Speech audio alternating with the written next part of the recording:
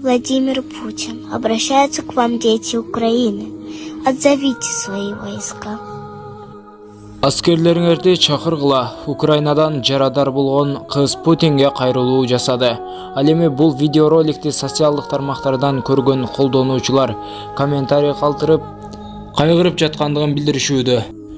Кудай баарын сактасын. Албетте ушундай жаңылыктардан кабардар болуп туруу үчүн видеонун ылдыйындагы бармакчаны басып, подписаться деген кнопканы басып, жандагы коңгуроочону да басып коюңуздар. Зеленский Орусия менен согушта Украина жалгыз калганын билдирди.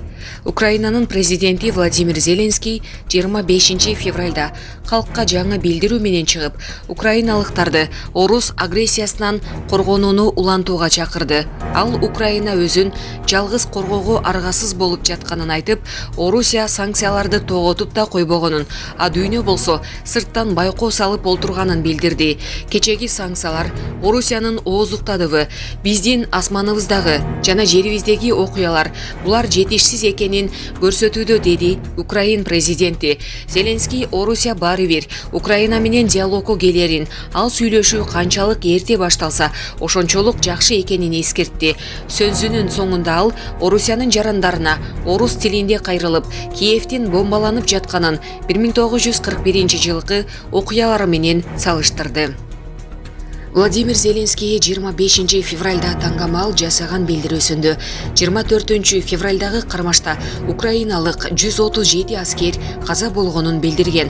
Жайкын тургундар арасындагы курмандыктар так эмес. Орус президенти Владимир Путин 24 февралда таңерте билдирүү жасап, Донбасста атайын аскердик операция уюштуруу деген жөө менен Украинага согуш ачты. Ал Украин жоокерлерин куралдарын тапшырып, үйүнө кайтууга чакырды. Таңкы саат 5 орус аскерлери Украинага чабуул жасап, басып кирди. 25 февралдын таңдан баштап орус армиясы Украинанын бардык аймактарында аткылоолорун жана бомбалоону улантууда. Зеленский муну ачык эле согуш деп атап жатат.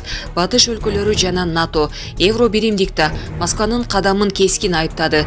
АКШ орусиялык бир катар банктарга чектөө киргизип, айрым атка минерлеринин балдарынын активдерин камакка алган. Австралия, Жапония жана Канада Орусияга каршы санкцияларды колдоду. Булак Азаттык кежи.